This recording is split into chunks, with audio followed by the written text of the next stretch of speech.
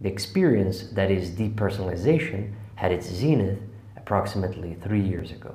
I was in Barcelona visiting my sister. I was practically living there for 3 whole months. It was summer and my allergic symptoms began to accumulate. It was as if I had caught the flu, but I knew my immune system was weak. My diet and lifestyle was at its nadir.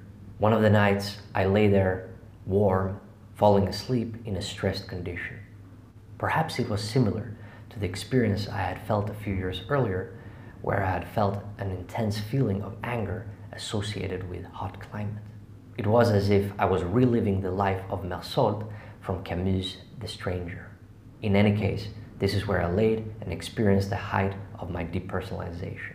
I was as if in a half state of being, as if I was in a purgatory of the waking and the dreamlike state. Perhaps this is precisely what happened. But one thing was for certain: I had all the preconditioned factors set in motion for this to become realized.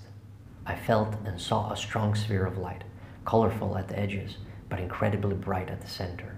Perhaps that's why I today associate myself with the same yellow-white colors. Depersonalization isn't always as intense and visual as what happened that day, but it does still appear to me once I deeply contemplate death and question existence. This kind of experience has 2 main characteristics.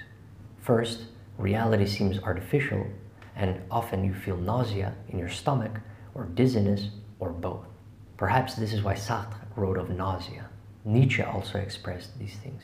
Second, the visual often shows itself as reality in a flat plane, as if it's bending at the side, opening up like a door. The visual and emotion always come together, but it doesn't always come with the same intensity.